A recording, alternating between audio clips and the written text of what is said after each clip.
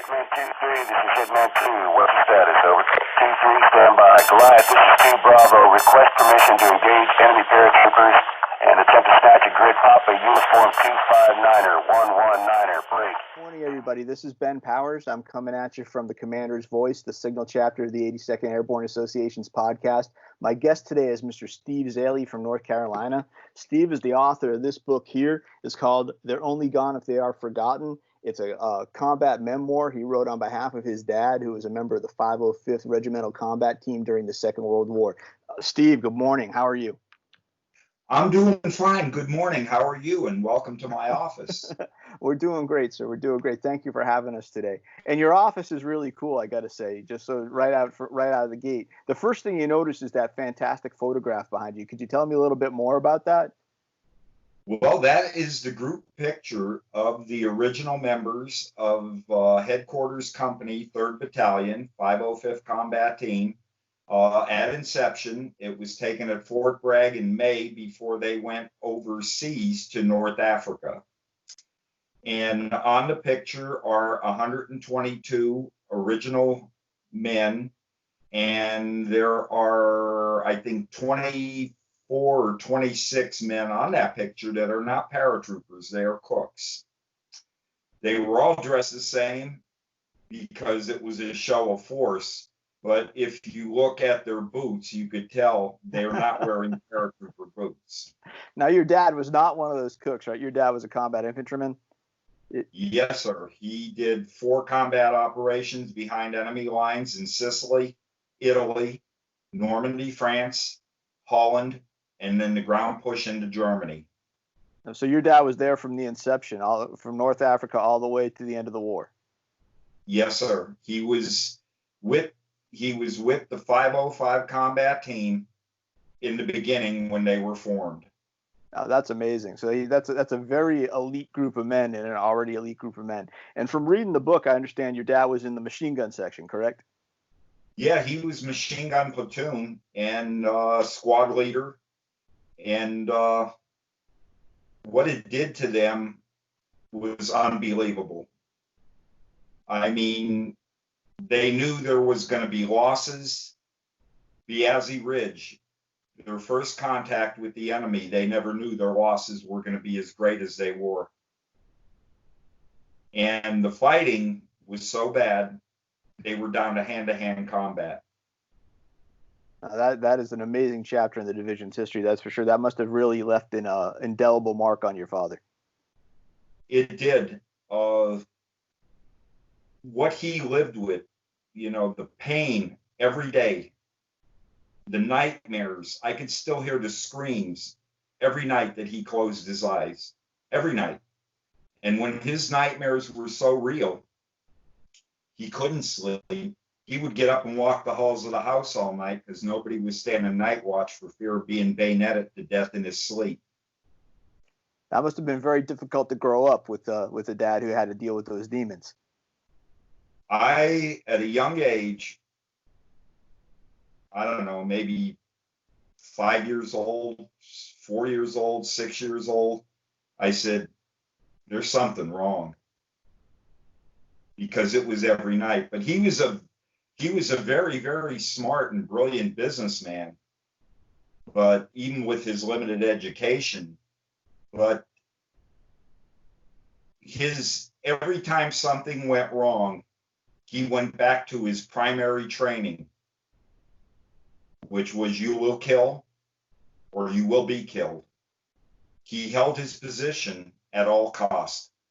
Whether after the war, his position became financial. My parents were in business. They bought a business the year I was born. And he struggled to make a go of everything. And in the mid-50s, they were very far in financial debt. And in the early 70s, they walked away from everything debt-free. So that's a real testimony to your dad's grit. But he always reverted whatever came up in his life, he reverted back to the training that kept him alive. Oh, yes, sir. Now, I've had the opportunity to speak to you in the past, sir, and you kind of alluded to the fact that even though your father was kind of dealing with these demons, as he grew older, I don't want to say they softened per se, but he kind of learned how to deal with them more. And you stated that veterans reunions or dealing with other veterans had been helpful for him in that case. Could you elaborate on that a little bit? Yes. In the 50s, before I was born, he fell apart. The thing that was haunting him more than anything was the quiet. The machine guns weren't blaring, the artillery wasn't exploding, the shells weren't exploding, the mortars weren't firing, and the quiet was starting to eat at him. And the Grim Reaper wanted one more soul, but there was enough fight in him to know that there was something wrong, and he remanded himself to the Veterans Hospital. And they set out to do the job of reprogramming him to try to bring him back to some sort of normality. And then through the years, after my parents sold the business, I was already gone. I had moved to Florida. And just because the family business was accelerating and growing, and the father and son relationship was not. So I left, and then after my parents sold the business, my father became active in the 82nd Airborne Division Association, the Northeastern Pennsylvania chapter. They started going to reunions, to the 82nd Airborne Division National Convention and the C-47 Club, 505 Combat Team reunions. And he started to change. Well, the biggest was when they sold the business. And it was actually at one point, it was so bad with me and my father. A son couldn't tell a battle-hardened combat paratrooper anything. When my side of the business, my parents had an automobile repair business. My father's side of the business was he worked on conventional American cars. I didn't want anything to do with them. So my side of the business was British sports cars, MG, Triumph, Austin, Jaguar. And when my side of the business started overtaking his side of the business, he said, he's pushing me out and, all that. So anyway, not to get off on a rampage about that, but when I left, we didn't talk for about 6 years. Oh my goodness. It was that bad. And then when my mother brought my father to Florida and the business was sold, the financial weight was off him from that, he was a different person. And I finally had the opportunity to meet my real father. Now, all through the years, he talked to me about what went on in the war, because paratroopers were a very elite branch.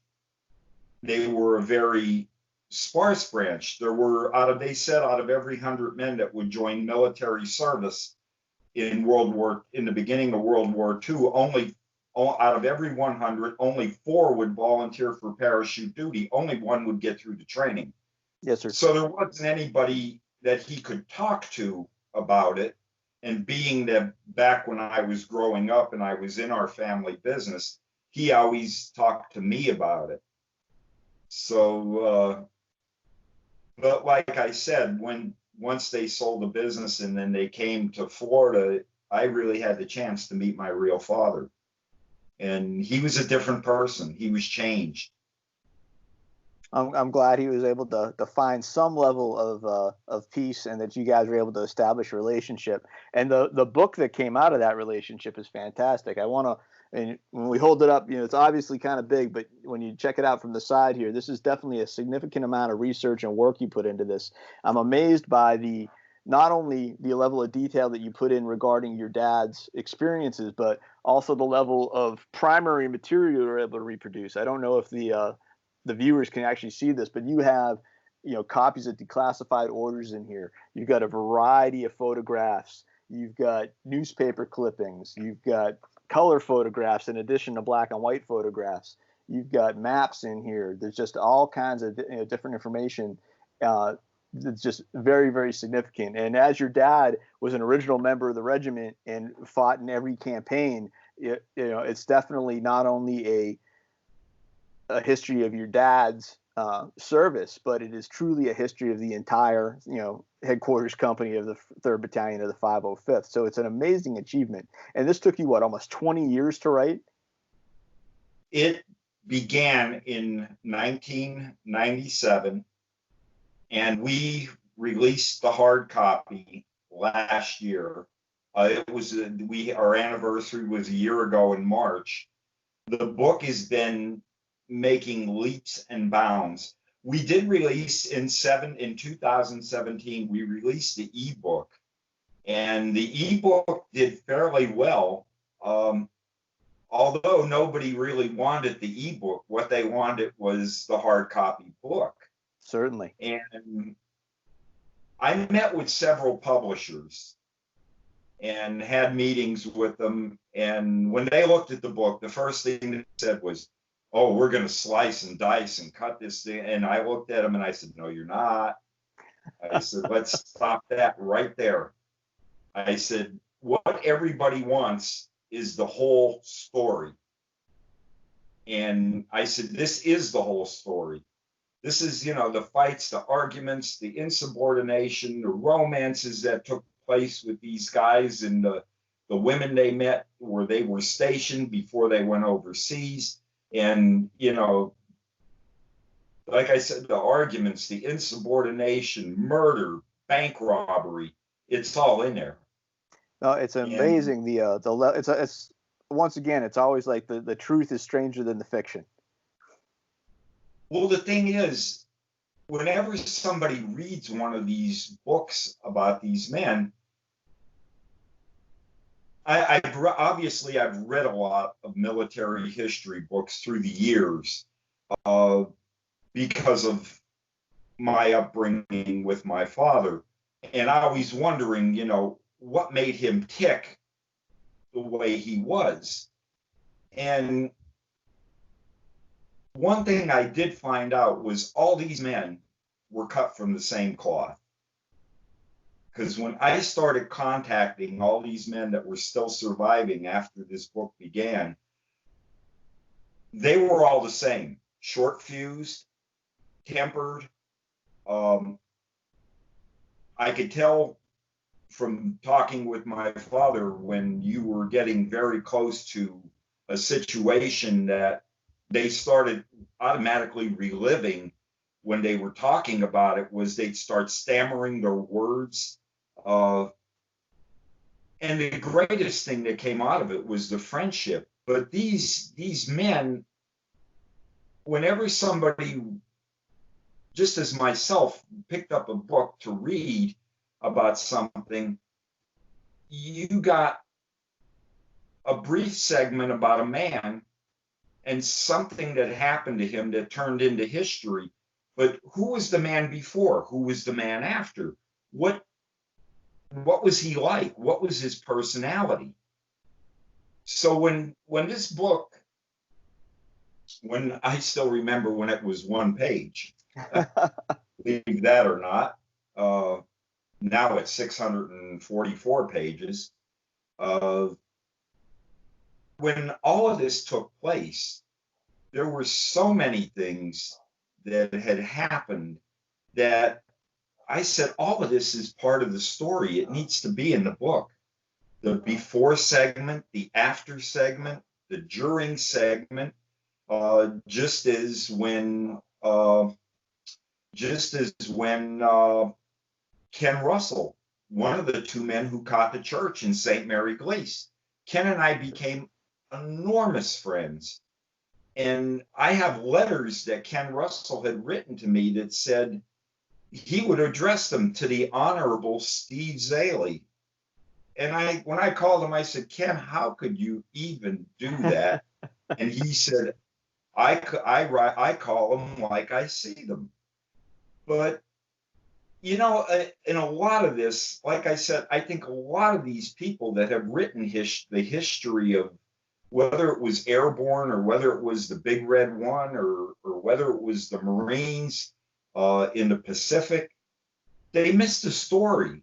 I mean, I was the only person that ever interviewed Frances Langford with her participation with Bob Hope entertaining the 82nd in North Africa. Yes, sir. I thought that was important because Frances said they were the worst audience I ever entertained in my life. Frances, you're in North Africa where the daytime temperatures went up to 120. I said, you're 7,000 miles from home. You're in your teens or your 20s and you see the most beautiful woman you've ever seen in your life. How did you expect them to act?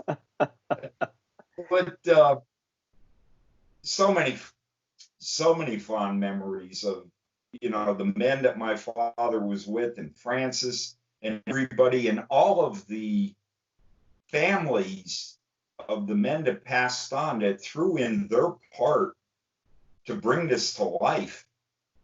And the families that are finding out the families of those that were killed in action are finding out what actually happened to their loved one, because some of them had no idea. Yes, sir. Well, as a reader, I definitely appreciate the fact that you stuck by your guns and didn't allow all that to be edited out, because it really makes the before, during, and after is the most compelling part. And that kind of leads to my next question. What's the feedback that you're getting from the men you interviewed, if they're still here, or their families, if these gentlemen have moved on? What's the reader reaction been since the book's come out? Unfortunately, all of the men, all of the original members of the combat team have passed away. We lost the last one, I think, about 7 years ago, and that was John Beekler. And John made 3 jumps. He didn't make Holland because he broke his ankle in the Normandy drop, broke his leg. And when the medics found him, the medics said, well, your days of jumping are over. And John said, well, it's a broken leg, 6 weeks and I'll be back. And he said, no, you won't. He said, it's not the broken leg, it's the way it's broken. And John exited the military at Normandy. But the reaction, back to your question, I'm sorry, I think I got a little bit off point. The reaction from the men, the families of the men, have been phenomenal. I mean, absolutely phenomenal. James Gavin's daughter, Barbara, she has serial number 82, which sits on her coffee table in her living room. And she says it is on the coffee table in the living room so that everyone that comes over can enjoy this wonderful, wonderful book. That's awesome. And Barbara was so taken by all the pictures and the articles in there that she never saw about her dad. And a very remarkable and phenomenal woman. And whenever I talk to her, which we do talk pretty regular, I always bring up the fact that she is the matriarch to Airborne. And she always laughs about that. But I mean, you have to respect her because she has stood by the airborne community throughout all these years after her father's passing. And then going on to the readers who have the book, who purchased the book, out of all the books that we have purchased, that have been purchased, I've given everybody the same guarantee. I said, if you don't like the book, I'll buy it back. we have not purchased one book back across the United States or Europe. There has not been one negative comment, which is, I feel very proud about that. Not in the sense that I've accomplished something, because it's not about me. It's about the men that are in the pages of that book, and that their story is being told. And that's what's important, not me. Oh, that's I'm fantastic, sir. I'm just the vehicle that brought it together. You did a fantastic job. I actually took the opportunity to give a copy to my dad for Father's Day, and he thought that it was fantastic as well. So you definitely have some loyal readers in us. What does the future hold for this project? Oh, that's a little bit of a loaded question. There's been a lot of buzz that's been circulating that there is going to be a movie about They Are Only Gone If They Are Forgotten. And we can't say a whole lot about that at this time, but I think we're going to have to keep people in a little bit of suspense on that at the moment. Yes, sir. Yes, sir. There has been talk about a documentary. There's been talk about a movie series. And again, if that should ever take place, I won't stand for anything short of the whole story being told. Understood, For the sir. men in that book. And there was one paratrooper who served, I think it was in the mid 80s, by the name of Ed Walters. Ed had said, "This book is alive. It has a heart, it has a soul, and it has the lives of our brothers who were before us." And I get so many comments like that. It's touching. It's very, very touching. That's fantastic. I can't imagine a higher tribute, and I think that is probably the high note to go out on, is on Ed's words there. So once again, everybody, this has Ben Powers with the Commander's Voice. My guest today has been Mr. Steve Zaley, an author from North Carolina. He's written this fantastic book, which I urge you to get, called "They Are Only Gone If They're Forgotten." You can get it. I know you can get it on Amazon.com. I think you can also write directly to your website, Mr. Zaley. Is that correct? Yes, as a matter of fact, the website is probably the best place and the most reasonable place to purchase it, because a lot of the vendors, I support the vendors who are carrying the books at the museums and bookstores and all of that. All the books through me are signed and serialized. The books through Amazon are not. And you can get it at my website at the standard https:// 82airbornebook.com. And like, we ship basically within a few days of receiving the order. And out of all the books we've shipped, like I said, we've had no negative comments.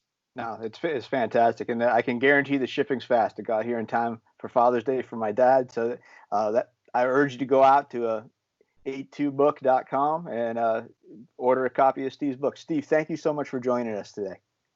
Ben, thank you so much for having me today. All right, you take care, sir. I'm sure we'll be in touch soon. Hey, you take care too. Bye-bye. Bye-bye.